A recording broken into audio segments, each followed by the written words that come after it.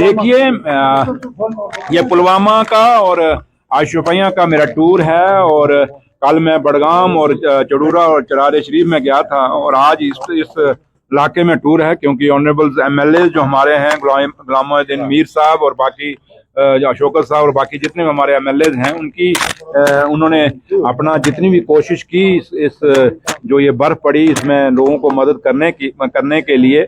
और लेकिन है कि हम रब का उस मालिक का शुक्रिया अदा करते हैं कि लेट ही सही लेकिन कम से कम बर्फ पड़ी तो है जम्मू कश्मीर में और खासकर कश्मीर सूबे में। और मैं पहले भी कहता हूँ, आज भी आपको भी कहता हूँ कि जम्मू कश्मीर की यही खूबसूरती है कि एक खिता वो है जो बरसात से वहाँ फसल होती है और एक खिता कश्मीर है जहाँ बर्फ से फसल होती है और यही जम्मू कश्मीर की खूबसूरती है। इसी खूबसूरती के लिए जम्मू कश्मीर जाना जाता है देश और दुनिया में। और आज ये बर्फ पड़ी है, इसका बहुत शुक्रिया। और इसका हम नहीं कहेंगे कि हमें बड़ा इसमें दुख हुआ, हमें खुशी है बर्फ हुई है। हाँ, थोड़ी सी मुश्किलें लोगों को आई, लेकिन है कि फिर भी मैं ऑफिसरान को अपने को शाबाश दूंगा, चाहे किसी भी डिपार्टमेंट के हैं, हमारी सरकार का हिस्सा है कि उमर अब्दुल्ला सरकार की रहनुमाई में मेरे कायद और जम्मू कश्मीर के मुख्यमंत्री जनाब उमर अब्दुल्ला साहब की क़यादत में ऑफिसरान ने हर डिपार्टमेंट ने अपना अच्छा काम किया है और जल्दी से जल्दी सड़कों को हिसाब किया, बिजली को भी वापस बहाल किया, पानी के लिए भी कर रहे हैं। लेकिन मैं नहीं कहता कि 100% हो गया है, अभी कमियां हैं, खामियां हैं, लेकिन फिर भी एडमिनिस्ट्रेशन लगी हुई है। उमर अब्दुल्ला सरकार जो वादा इलेक्शन में किया था कि हम लोगों के दरवाजे पे खड़े रहेंगी ये सरकार, तो वही आज डिप्टी चीफ मिनिस्टर जब आपके बीच में खड़ा है, ऑनरेबल एमएलए साहब गुलामुद्दीन मीर साहब, वाइस चेयरमैन साहब जब यहाँ खड़े हैं तो आपको यह दिख रहा होगा कि जब हम यहाँ खड़े हैं तो ये समझ लीजिए कि जम्मू कश्मीर के मुख्यमंत्री जनाब उमर अब्दुल्ला साहब यहाँ खड़े हैं। तो मकसद एक ही है कि हम लोगों के ये दुख की घड़ी नहीं हम कह सकते, ये खुशी का माहौल है, ये जश्न होता है जब बर्फ हमारी पड़ती है। तो इसमें लोगों को सहूलतें देने के लिए उनके साथ हम खड़े हैं। बहुत से ब्रिज इनकम्प्लीट है, बहुत से ब्रिज जो खस्ता हुआ है इसकी वजह से, सैलाब की वजह से, ये कब तक मुकम्मल हो सकते हैं? ये आप थोड़ा सा सवाल को बड़ा दूसरे तरीके से ले गए। आपने कुछ लोगों की खामियों को छुपाने के लिए आपने एक सवाल को मोड़ तोड़ के भागा है। सवाल ये है कि 11 साल में जो ब्रिज अधूरे रह गए, जो सड़कें अधूरियां रह गई, वो पूरी क्यों नहीं हुई, वो कंप्लीट क्यों नहीं हुई? मुझे लगता है, मुझे कहना नहीं चाहिए, पीडीपी और बीजेपी इसकी जवाब देंगे। उनका अलायंस, जिस अलायंस ने ये पुल और सड़कें कंप्लीट करनी थी, ये बिल्डिंगें जो अधूरी खड़ी हैं जो कंप्लीट करनी थी, उन्होंने वो कंप्लीट नहीं की, बल्कि उल्टा ही हमसे जो जम्मू कश्मीर महाराजा हरि सिंह का था, वो जम्मू कश्मीर जो मेरे शेर कश्मीर शेख अब्दुल्ला साहब का था, जिसने अलायंस हिंदुस्तान के उस बाबा साहब भीमराव अम्बेडकर साहब के आइन के साथ किया था, उस हिंदुस्तान के जो महात्मा गांधी का देश था, जब किया था तो इसलिए नहीं किया था कि आप 77 साल की आज़ादी के बाद जब हम मनाएंगे, जश्न मनाएंगे, तो आप स्टेट का दर्जा तोड़ के हमें यूटी बना देंगे। इसलिए खाली पीडीपी और बीजेपी ने हमारे इन पिछले 11 सालों में ये पुल और ये सड़कें, ये बिल्डिंगें ही खाली नहीं हमारी नुकसान की, कंप्लीट नहीं किए,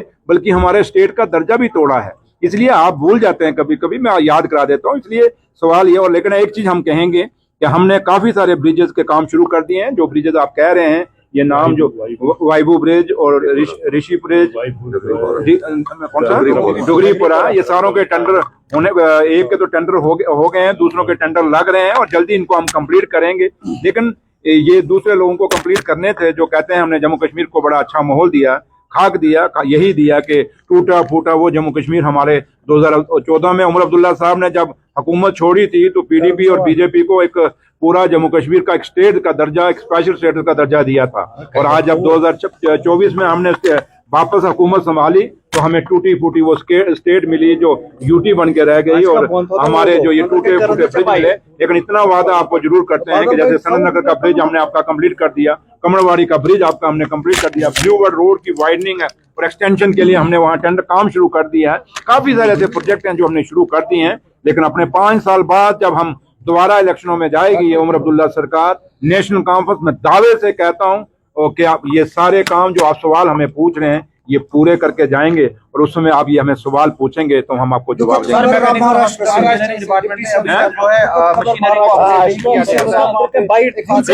देखिए, बड़ी दुखदाई खबर थी सुबह जब हम उठे, जब ये खबर हमें मिली और जब हमें टीवियों में हमने सुना, ये खबर सुनी कि शरद पवार साहब, सॉरी अजीत पवार साहब दुनिया में नहीं रहे, महाराष्ट्र के डिप्टी चीफ मिनिस्टर। बड़ा दुख हुआ। एक वो लीडर जिसने, जो ग्रास रूट से जुड़े हुए लीडर थे, वो लीडर जिन्होंने हमेशा महाराष्ट्र की अपनी एक आवाज रखी उन दूर दराज के इलाकों से, और वो लीडर जो एक विजनरी लीडर थे, वो आज दुनिया में नहीं रहे।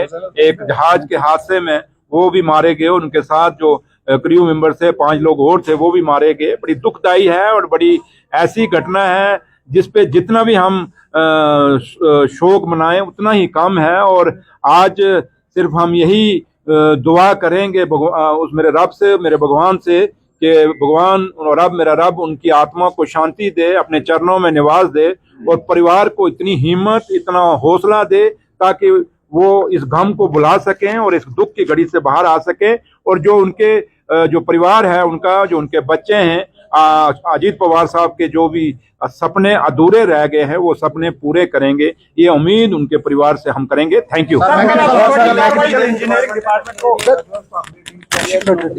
आप कैसे कह सकते हैं अपग्रेड नहीं किया गया? आप आ जाएं, मशीनरी आप जिस गाड़ी में आप आए हो, कौन सी गाड़ी क्या पता आपके पास, कौन सी मुझे नहीं पता, लेकिन जिस गाड़ी में हो अचानक वो बैठ जाए तो आप क्या करोगे? सर वासुमर्ग एक दूरदराज इलाका है, वहाँ पर लेकिन वो कह दिया है, हमने कह दिया है, जहाँ खामियां हैं, ऑनरेबल एमएलए ने भी इसको इश्यूज को रेज किया है सारा, तो जहां जहां भी अभी खामियां हैं वो ठीक की जाएंगी। और जहां एक चीज की जो आप नहीं कह रहे, मैं कह देता हूं कि डिमांड आई कि यहाँ कटर नहीं, और ऑनरेबल एमएलए साहब ने भी कहा, वाइस चेयरमैन साहब ने भी कहा, और डिस्ट्रिक्ट एडमिनिस्ट्रेशन ने भी कहा, तो मैंने अपने चीफ इंजीनियर मैकेनिकल को कह दिया है, हम किसी उसमें बजट में डाल के अब कटर की जहां जहां जरूरत है, जो क्रॉनिक एरियाज हैं वर्क के, वहां लगाएंगे। और आइंदा ये चीजें, मुझे नहीं लगता कि आपको ये तकलीफ आएगी। सर कल आपने बड़ी कार्रवाई की है, 5 एम्प्लॉय को सस्पेंड किया है, तो इसका क्या रीजन था? देखिए, हमने कभी भी, हमें ये खुशी नहीं होती कि हम किसी मुलाजिम के खिलाफ काम लें। मैं आप लोगों के माध्यम से एम्प्लॉइज को एक बात कहना चाहूंगा, आज उमर अब्दुल्ला सरकार है, आप उमर अब्दुल्ला सरकार के पहिए हैं और आप सरकार के हिस्सा हैं, और जब मेरे ऑनरेबल एमएलए आपको कोई काम कहते हैं तो वो सरकार का हिस्सा हैं, वो कॉन्स्टिट्यूशनल पोस्ट पे बैठे हैं। और मेरा मुलाजिम जो है, आज की डेट में कोई पॉलिटिक्स करेगा और राजनीति करेगा और ऑनरेबल एमएलए को ऑन बोर्ड नहीं लेगा और लोगों को ऑन बोर्ड नहीं लेगा, और कोशिश ये करेगा कि चंद सिलेक्टेड लोगों के साथ मैं बना के रखूंगा और वो मुझे बचा लेंगे, ये उन सब मुलाजमों के लिए एक मैसेज है कि उमर अब्दुल्ला सरकार काम चाहती है, हम चमचागिरी नहीं चाहते। ना चमचागिरी उमर अब्दुल्ला सरकार ने की है, ना मेरे लीडर उमर अब्दुल्ला साहब ने की है। हमें चमचे ऑफिसर नहीं चाहिए, हमें काम करने वाले ऑफिसर चाहिए। और जो हमने एक्शन लिया है वो चमचागिरी वालों के लिए लिया है, और जो अच्छे ऑफिसर हैं उनकी हमने अंदर जाके तारीफ भी की है।